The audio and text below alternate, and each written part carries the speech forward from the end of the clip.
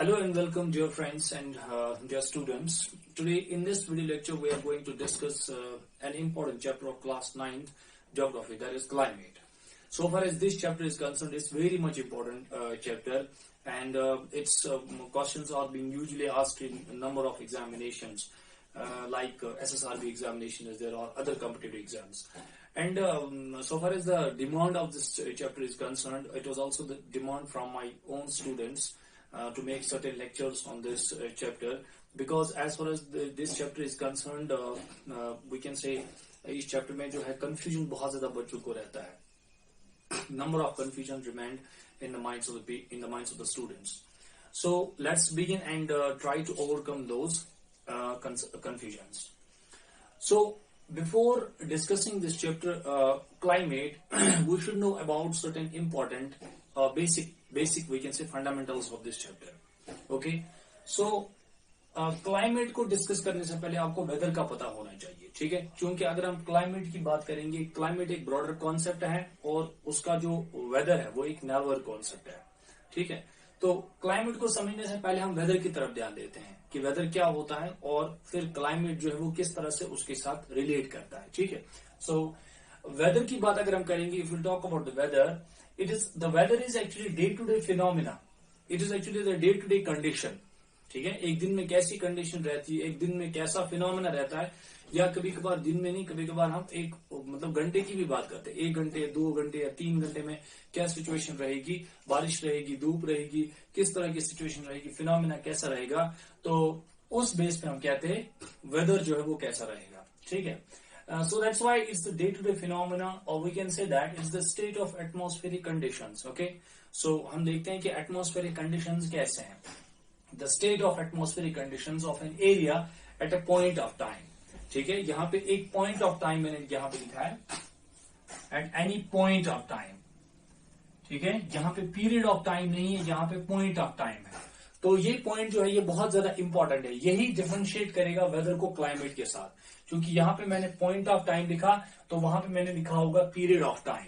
ठीक है, तो यहाँ पे पॉइंट ऑफ टाइम की बात हो रही है. तो आप लोग सिंपल तरीके से याद रखेंगे वेदर क्या होता है. वेदर सिंपल जो है ये डे टू डे फिनोमेना होता है.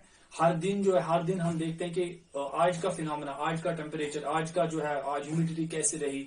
ठीक है, एटमॉस्फेरिक कंडीशन जो है वो कैसे रही. या कभी मैंने अभी आपको ये भी बोला कि हम क्या कर सकते हैं, हम औरली भी कभी कभार देखते हैं. ठीक है, 1 घंटे के बाद, 2 घंटे के बाद, 3 घंटे के बाद किस तरह की सिचुएशन रही, तो उस बेस पे हम क्या कहते हैं कि ये वेदर होता है. ठीक है, ओके, तो यहाँ पे वेदर में आप ये चीज याद रखेंगे, at any point of time. Point of time का मतलब होता है, मतलब सपोज फॉर एग्जाम्पल हम कहेंगे कि अगले 1 घंटे में बारिश होगी, कि अगले 1 घंटे में क्या धूप रहेगी. ठीक है, तो इस सिचुएशन में हम क्या कहते हैं, ये वेदर होता है. अब देखें वेदर जो होता है, वेदर से ही हमें क्लाइमेट निकलता है. जैसे मैं आपको यहाँ पे एक एग्जाम्पल दूंगा. जब हम किसी चीज के कंक्लूजन पे पहुंचते हैं, कंक्लूजन हम ऐसे नहीं करते बल्कि हमने कुछ ऑब्जर्वेशंस किए होते हैं. On the basis of those observations we came to certain conclusion. For example, if we have to give any student grading, ठीक है, किसी भी स्टूडेंट को हमें कोई ग्रेडिंग देनी है, whether is average, above average, below average, ठीक है, किस तरह की मतलब वो लेवल में आता है, तो हम क्या करते हैं, उसकी सारी चीजों को देखते हैं, ऑब्जर्व करते हैं कि क्लास परफॉर्मेंस कैसे रही, या अटेंडेंस कैसे रही, क्लास टेस्ट कैसा रहा, फिर लास्ट में हम उसको कहते हैं कि किस कैटेगरी में आता है. इसी तरह से हम वेदर को ऑब्जर्व करते हैं. ठीक है, हम इन डे टू डे फिनोमेना को ऑब्जर्व करते हैं, बहुत लंबे टाइम तक ऑब्जर्व करते हैं. ऑब्जर्व करने के बाद हम उस जगह का क्लाइमेट बताते हैं कि वहां का क्लाइमेट कैसा होगा. ठीक है, तो सिंपल तरीके से आप याद रखेंगे. और वेदर को ऑब्जर्व करने के बाद क्लाइमेट आपको निकलता है. तो क्यों, देखिए आप यहाँ पे you will see here, climate का मतलब क्या होता है. Climate means sum total of weather conditions. आप देखें वेदर कंडीशन तो यहाँ पे हमने देखी, किस तरह के वेदर कंडीशंस है, उसको हमने सम करना है. फॉर एग्जांपल, एक दिन का कैसा रहा, ये एक दिन का है, प्लस दूसरे दिन का कैसा रहा, ये प्लस तीसरे दिन का कैसा रहा, प्लस 4th डे का कैसा रहा, प्लस 5th डे का कैसा रहा. ठीक है, तो इस सब को हम क्या करते हैं, सम करते हैं. ठीक है, हम सम करते हैं. दैट्स व्हाई यहाँ पे मैंने क्या लिखा, क्लाइमेट में sum total of weather condition. तो जो वेदर कंडीशन होती है उसको हम सम टोटल करते हैं. ठीक है, एंड वेरिएशंस तो रहेंगे ही, कभी कभार धूप रहती है, कभी बारिश रहती है, कभी ओले पड़ते हैं, कभी बर्फ गिरती है. ठीक है, तो ये वेरिएशंस होते हैं. तो वो जो वेदर कंडीशन में वेरिएशंस रहे उसको हमने सम टोटल किया ठीक है, over a long period of time. But ये जो हम सम टोटल करते हैं ये शॉर्ट पीरियड का नहीं होता है। सम टोटल हम कितने टाइम तक करते हैं? Sum total near about up to 30 years. ठीक है, किसी भी जगह का क्लाइमेट डिक्लेयर करने के लिए कितने टाइम तक ऑब्जर्व करना पड़ता है? 30 ईयर्स तक।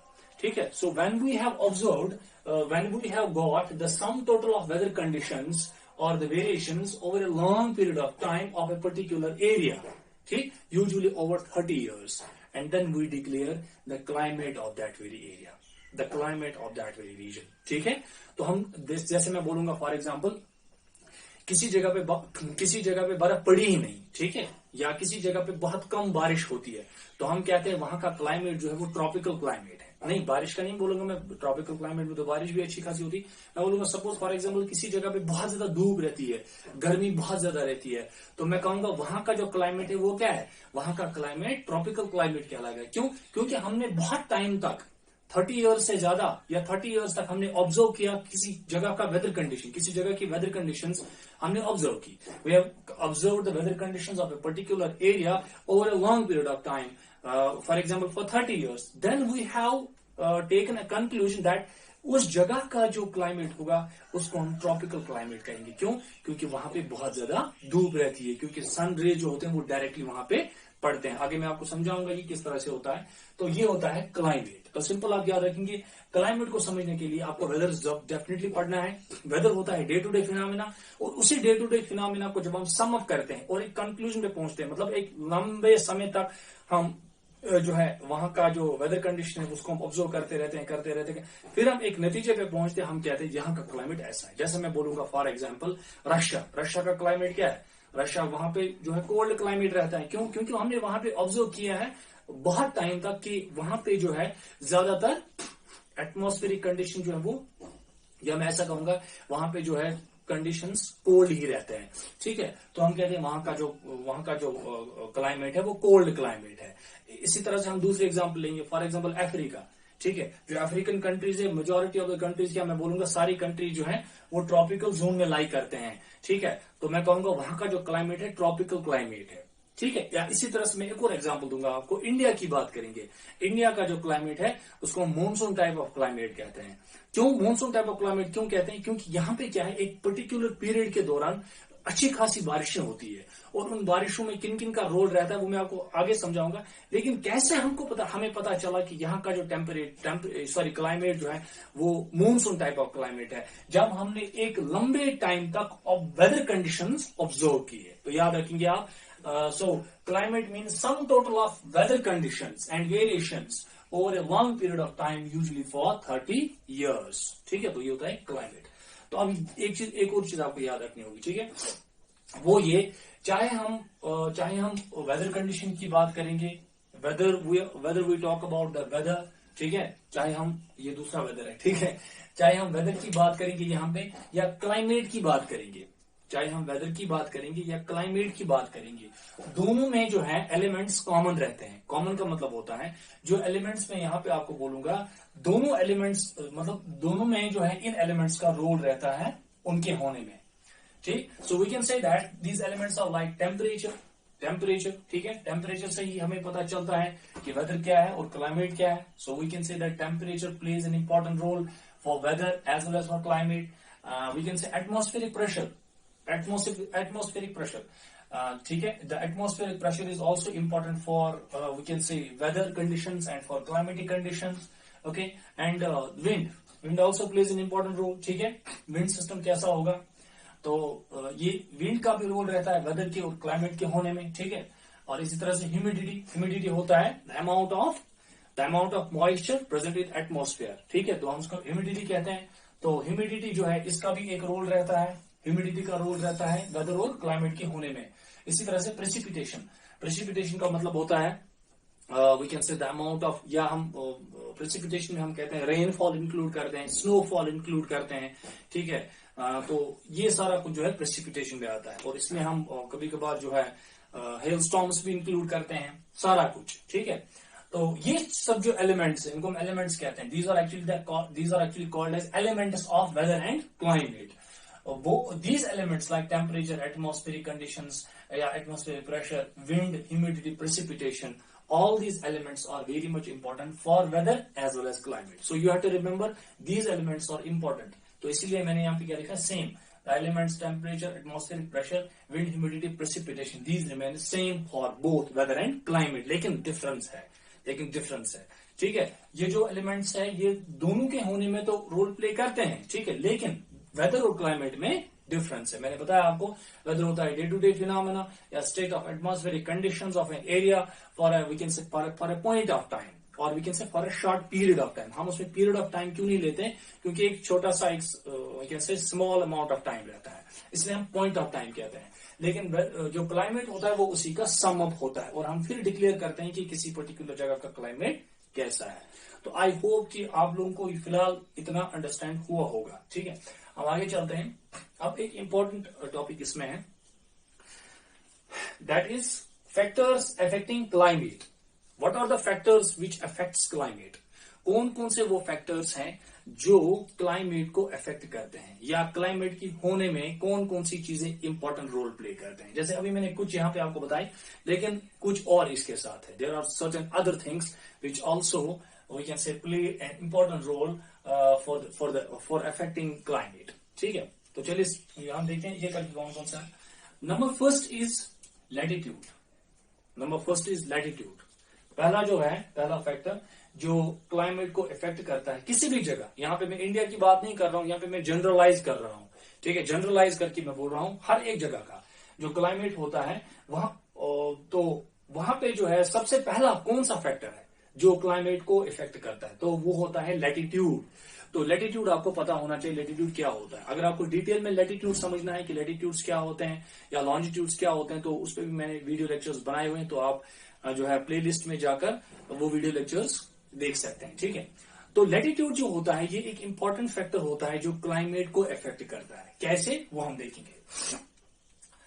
ओके, तो लैटिट्यूड की बात अगर हम करेंगे, लैटिट्यूड क्या होता है. Latitudes are actually the imaginary lines, ठीक है, imaginary lines which runs from west to east. ये वो इमेजिनरी लाइन्स होते हैं जो वेस्ट टू ईस्ट रन करते हैं, ठीक है.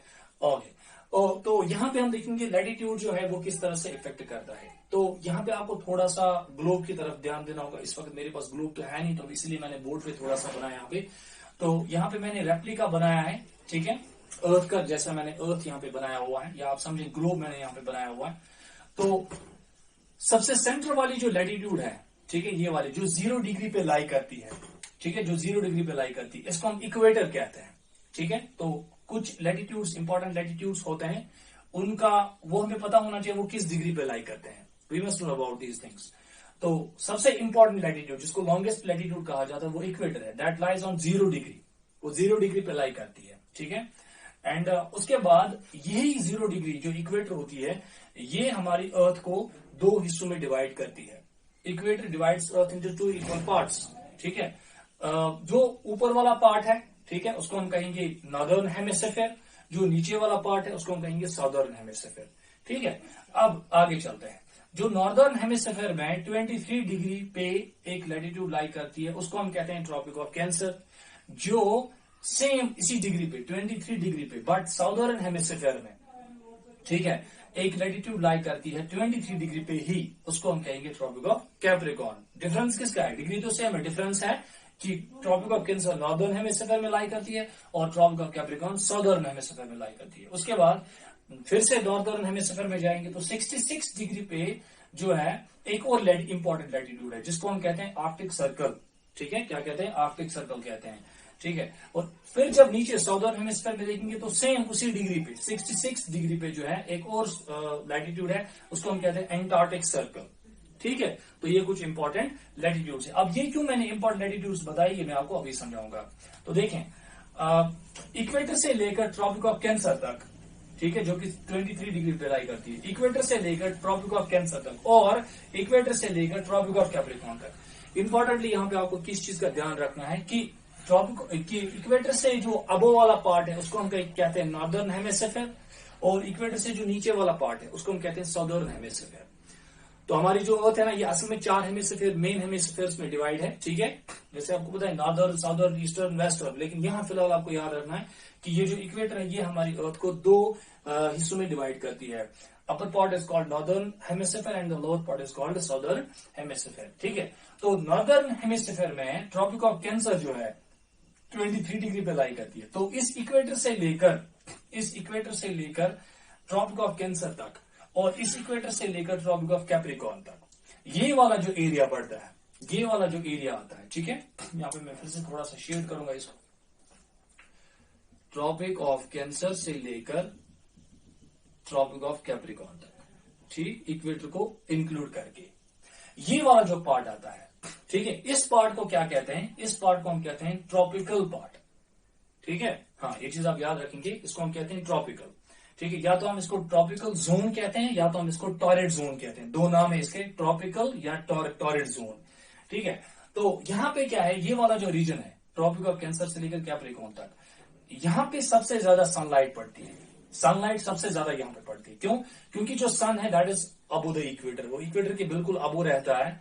तो यहां पे देखेंगे सन कंटिन्यूसली जो अपने ज्यादा जो रेज है, सन रेज जो वो डायरेक्टली कहां पड़ते हैं? वो इक्वेटर पे पड़ते हैं, ठीक है। इसका मतलब है इक्वेटर यहां तक तो बिल्कुल ज्यादा हीट होगी। सो इसीलिए ट्रॉपिक ऑफ कैंसर से लेकर कैप्रिकॉर्न तक इस वाले पार्ट में जो है बहुत ज्यादा गर्मी रहती है, इस वाले पार्ट में, ठीक। तो दैट मीन्स यहां पे मैं लैटिट्यूड की बात कर रहा हूं ना, दैट मीन्स वो कंट्री जो इस वाले लैटिट्यूड में आ रहे होंगे वहां पे कौन सा क्लाइमेट होगा, वहां पे कौन सी मतलब कैसा एटमॉस्फेरिक कंडीशंस होंगे, वहां पे गर्मी बहुत ज्यादा होगी, ठीक है। इसलिए वहां का जो क्लाइमेट रहेगा वो उसको हम कहते हैं ट्रॉपिकल क्लाइमेट। आगे चलते हैं। अब ट्रॉपिक ऑफ कैप्रिकॉर्न से लेकर ऊपर हम जाएंगे, ट्रॉपिक ऑफ कैप्रिकॉर्न से लेकर आर्कटिक सर्कल तक, यानी कि 23 डिग्री से लेकर 66 डिग्री तक, ये हो गया नॉर्दर्न हेमिस्फीयर। फिर नीचे साउदर्न हेमिस्फीयर में सेम देखेंगे, ट्रॉपिक ऑफ कैप्रिकॉर्न से लेकर एंटार्क्टिक सर्कल तक नीचे, ठीक है, लेकिन डिग्री सेम है। इस वाले जोन को हम क्या कहते हैं? ठीक, बीच में जो है ना उसको छोड़ देना है, आप उसको फिलहाल छोड़ना है। यहां से लेकर यहां तक, यानी कि आर्कटिक सर्कल से लेकर ट्रॉपिक ऑफ कैप्रिकॉर्न तक, और नीचे भी आर्कटिक सर्कल से लेकर ट्रॉपिक ऑफ कैप्रिकॉर्न तक, ये वाला जो पार्ट है इसको हम कौन सा जोन कहते हैं? इसको हम कहते हैं टेम्परेट जोन, ठीक है। यह चीज आप याद रखेंगे, इसको हम कहते हैं टेम्परेट जोन, या हम इसको कहते हैं सब ट्रॉपिकल जोन, सब ट्रॉपिकल जोन, क्योंकि ये ट्रॉपिकल के नीचे वाले पार्ट में है, सब में है, ठीक है। इसका छोटा सा पार्ट आता है, तो सब इसको हम कहते हैं, या टेम्परेट भी हम उसको कहते हैं, टेम्परेट जोन हम इसको कहते हैं, ठीक है। अब यहाँ पे क्यों टेम्परेट कहते हैं? क्योंकि जो सनलाइट है वो बिल्कुल ज्यादा यहाँ पे नहीं पड़ती, बल्कि हल्की, हम कहेंगे हल्की फुल्की यहाँ पे पड़ती है, ठीक है। या टू सम एक्सटेंट अगर यहाँ पे 100% पड़ती है तो वहां 70-65% तक वहां पे पड़ती है। ये कोई लिखा हुआ नहीं है 70-60, मैं खुद मतलब इमेजिन करके आपको बता रहा हूं कि ऐसा हो सकता है, इसीलिए वहां पे टेम्परेट जोन हम उसको कहते हैं, या हम उसको सब ट्रॉपिकल जोन कहते हैं। तो इसीलिए जो कंट्रीज यहाँ पे आते हैं सब ट्रॉपिकल जोन में आते हैं, ठीक है, तो वहां पे क्या होता है, वहां का जो टेम्परेचर होता है वो बिल्कुल अच्छा प्लेजेंट टेम्परेचर वहां पे होता है, ठीक है। या जितने भी आप हिल स्टेशंस की बात करेंगे, जितने भी टूरिस्ट डेस्टिनेशंस की बात करेंगे आप, वो मोस्टली कहां पे आते हैं, लोग कहां पे जाते हैं? यहाँ पे, इस टेम्परेट जोन वाले पार्ट में, क्योंकि वहां पे जो है उतनी ज्यादा दूर गर्मी नहीं होती है, ठीक है। ओके, तो अब लैटिट्यूड का यहाँ पे भी इंपॉर्टेंट रोल है कि जो कंट्रीज इस लैटिट्यूड, इन लैटिट्यूड्स में आ रहे होंगे, यानी कि 23 डिग्री से लेकर 66 वाले पार्ट के बीच में, तो उनको वहां पे कौन सा क्लाइमेट होगा? वहां पे जो क्लाइमेट होगा उसको हम कहेंगे टेम्परेट क्लाइमेट, या वहां पे जो क्लाइमेट होगा उसको हम कहेंगे सब ट्रॉपिकल क्लाइमेट। अब इंडिया तो उसमें आता है, अब फिर इंडिया का क्यों हम कहते हैं वहां पे मॉनसून टाइप ऑफ क्लाइमेट है, वो उसका अलग एक जो है कहानी पीछे है, ठीक है। तो अब आगे थोड़ा सा चलिए, फिर तो नीचे उसकी इतनी इंपॉर्टेंस नहीं है, that is from 66 degree to north pole, that is जो वो वाला पार्ट है उसको हम कौन सा जोन कहेंगे? फ्रिजिड जोन कहेंगे, ठीक है। तो इसी तरह से हम नीचे देखेंगे तो 66 डिग्री से लेकर साउथ पोल तक, तो हम देखेंगे तो ये भी फ्रिजिड जोन है, ठीक है। तो यहाँ इसको हम क्यों कहते हैं फ्रिजिड जोन? क्योंकि यहाँ पे सन की जो धूप है वो नहीं पड़ती है, तो यहाँ पे जो है मोस्टली क्या रहता है, मौसम जो है बिल्कुल ठंडा रहता है, बर्फ ही बर्फ रहती है, ठीक है, कोल्ड ही कोल्ड रहता है। तो इसलिए मैंने कहा आपको कि लैटिट्यूड जो है, लैटिट्यूड एक इंपॉर्टेंट फैक्टर है, पहला फैक्टर है, एक इंपॉर्टेंट फैक्टर है जो कि किसी की जगह के क्लाइमेट के होने में एक इंपॉर्टेंट रोल प्ले करता है। सिंपल सी बात है, जितने लैटिट्यूड्स आपको इक्वेटर के नजदीक होंगे, यानी कि जो कंट्री जितने इक्वेटर के नजदीक होंगे वहां का क्लाइमेट वैसा ही होगा, हॉट होगा, ठीक है, वहां का क्लाइमेट ट्रॉपिकल होगा, टॉरिड होगा। जितना इस इक्वेटर से दूर दूर लैटिट्यूड्स होंगे उतना वहां का जो टेम्परेचर होगा, क्लाइमेट होगा, वो बिल्कुल डिफरेंट होगा। ठीक है, ये चीज आप याद रखेंगे। तो लैटिट्यूड एक इंपॉर्टेंट रोल है। जितना जितना ऊपर लैटिट्यूड होंगे या नीचे नीचे होंगे तो क्लाइमेट डिफरेंट होगा। जितना इक्वेटर के नजदीक नजदीक आएंगे कंट्रीज या लैटिट्यूड जो नजदीक होंगे, वहां पे जो कंट्रीज होंगे वहां का क्लाइमेट जो होगा वो हॉट या ट्रॉपिकल या टॉरिड होगा। ठीक है, अब अगर सपोज यहां पे हम इंडिया की बात करेंगे, क्योंकि इंडिया को अप्लाई करना है ना, तो इंडिया की बात अगर हम करेंगे तो इंडिया कौन से वाले पार्ट में आ जाते हैं। तो देखेंगे इंडिया, सबसे पहले आपको पता होना चाहिए इंडिया का जो है लैटिट्यूडनल और लॉन्जिट्यूडनल एक्सटेंशन क्या है। इंडिया किस लॉन्जिट्यूड और लैटिट्यूड पे लाई करती है। चलो अगर लॉन्जिट्यूड पता नहीं होती तो एटलीस्ट लैटिट्यूड यहां पे जरूरी है, क्योंकि हम लैटिट्यूड की बात कर रहे हैं। तो इंडिया का जो लैटिट्यूडनल एक्सटेंशन है that is 8 degree 4 minutes north to 37 degree 6 minutes north. ठीक है, तो इसका जो दैट इज ये जो इसका लॉन्जिट्यूडनल एक्सटेंशन है that is 68 degree east to 97 degree 25 minutes east, 68 degree 4 minutes. तो ये लॉन्जिट्यूडनल एक्सटेंशन है, ये लॉन्जिट्यूडनल एक्सटेंशन है और ये लैटिट्यूडनल एक्सटेंशन है। ठीक है, तो 8 degree 4 minutes north to 37 degree 6 minutes north ये लैटिट्यूडनल एक्सटेंशन है और इसका लॉन्जिट्यूडनल एक्सटेंशन है 68 degree 4 minutes east to 97 degree 25 minutes east. तो लॉन्जिट्यूडनल को फिलहाल छोड़ना है, लैटिट्यूडनल देखेंगे। लैटिट्यूडनल एक्सटेंशन क्या है, 8 डिग्री 4 मिनट्स। अब देखें यहां पे मैंने थोड़ा सा फिर से बनाया हुआ है, तो आप देखेंगे ये 0 डिग्री है, फिर मैंने डायरेक्ट दिया है 23 क्योंकि मैंने इंपॉर्टेंट बनाया हुआ है। अब देखें पहले 8 डिग्री है, तो 8 डिग्री कहां होगा, 0 और 23 के बीच में होगा, तो मैं यहां से स्टार्ट करूंगा। मैं इमेजिन कर रहा हूं यहाँ पे, ठीक है, हाइपोथेटिकली मैं चल रहा हूं यहाँ पे, तो 8 डिग्री यहाँ पे होगा। फिर आगे हम देखेंगे 37 कहां होगा, वो 23 और 66 के बीच में होगा ना 37। तो मैं यहाँ पे इधर लेता हूं, फॉर एग्जाम्पल इधर लेता हूं। ठीक है, तो देखेंगे, तो जब हम देखें यहां से लेकर यहां तक इंडिया आता है। ठीक है, तो इसका मतलब है, देखो मैंने अभी बताया था आपको 0 डिग्री से लेकर 23 डिग्री तक, 0 डिग्री से लेकर 23 डिग्री तक कौन सा वाला क्लाइमेट, कौन सा वाला जोन आता है, उसको हम कहेंगे ट्रॉपिकल। तो इसका मतलब है हिंदुस्तान का जो आधा पार्ट है, ठीक है, यानी कि यहां से 23 से नीचे 0 तक, तो हिंदुस्तान का जो आधा पार्ट है वो किस में आता है, वो ट्रॉपिकल में आता है। फिर हम आगे चलेंगे तो 37 तक है ना, तो दैट मीन्स 23 से लेकर 66 तक कौन सा जोन आता है, टेम्परेट आता है ना। तो इसका मतलब है इंडिया जो है उसका कहां तक एक्सटेंशन है, 37 तक, 23 से आगे ऊपर 37 तक। इसका मतलब है ऑलमोस्ट हम देखेंगे इंडिया का जो आधा वाला पार्ट है वो कौन सा है, वो सब ट्रॉपिकल में आता है। ठीक है, तो इसीलिए ये जो इंडिया का साउदर्न पार्ट है, जो साउथ इंडिया है, साउथ इंडिया जो है वो किस में लाई करता है, साउथ इंडिया लाई करता है ट्रॉपिकल जोन में, साउथ इंडिया लाई करता है ट्रॉपिकल जोन में, ट्रॉपिकल जोन में। ठीक है, तो इसीलिए साउथ इंडिया में क्या है, ज्यादातर वहां पे जो है टेम्परेचर क्या रहता है, बहुत ज्यादा गर्म रहता है। आप देखेंगे यहाँ पे हमारे जम्मू कश्मीर में गुरेज में -20 तक होता है, और वहां पे उस टाइम पे जो है या कभी -30 तक भी होता है या 40 भी कभी होता है। तो मैं ऐसे बता रहा हूं, तो वहां पे अगर हम देखेंगे साउथ इंडिया में केरला में थिरुवनंतपुरम में वहां पे होता है उस वक्त 18 degree 20 degree temperature, 18 degree 17 degree तक। ठीक है, तो इसका मतलब होता है क्यों, क्योंकि वो कहां पे आता है, साउथ इंडिया कहां पे लाई करता है, ट्रॉपिकल जोन में लाई करता है ना। और मैंने अभी आपको बताया कि ट्रॉपिकल जोन में क्या होता है, सन रेज डायरेक्ट पड़ते हैं और वहां पे हीट इसलिए ज्यादा होती है। तो यानी कि हम देखेंगे जो इंडिया है, इंडिया किस वाले पार्ट में आता है, साउथ वाला पार्ट देखेंगे तो ट्रॉपिकल में आता है, और इसका जो नॉर्थ वाला पार्ट है मोस्टली वो किस में आता है, वो टेम्परेट में आता है। तो इसीलिए हमारा यहाँ पे जम्मू कश्मीर जो ऊपर है, ठीक है, यहाँ पे इसीलिए जितने भी हिल स्टेशन है, चाहे हिमाचल के हिल स्टेशन देखेंगे, शिमला मनाली ऊटी वगैरह, या आप देखेंगे हमारा जम्मू कश्मीर जो है, चाहे उसमें कोई भी आप जो है टूरिस्ट डेस्टिनेशन हिल्स कोई भी लेंगे, तो देखेंगे वो कहाँ पे आता है, वो टेम्परेट जोन में आते हैं। इसी तरह से बाकी कंट्रीज भी जो इस लैटिट्यूड पे लाई करते हैं वहां पे भी सेम इसी तरह का क्लाइमेट होगा। तो आप ये चीज याद रखेंगे, क्लाइमेट के होने में सबसे पहला फैक्टर जो है वो होता है लैटिट्यूड। जो जैसे जिस लैटिट्यूड पे लाई करेगा वहां पे उसी तरह का टेम्परेचर या क्लाइमेट भी देखने को मिलेगा। ठीक है, सो आई होप दैट आप लोगों को ये जो आज का टॉपिक था ये आपको अंडरस्टैंड हुआ होगा। किसी भी बच्चे को, किसी भी फ्रेंड को कहीं जगह कोई कंफ्यूजन होगा वो कमेंट बॉक्स में जाकर कमेंट लिख सकता है, और इसके जो बाकी फैक्टर्स है वो इंशाल्लाह नेक्स्ट वीडियो लेक्चर में हम डिस्कस करेंगे। Thank you very much.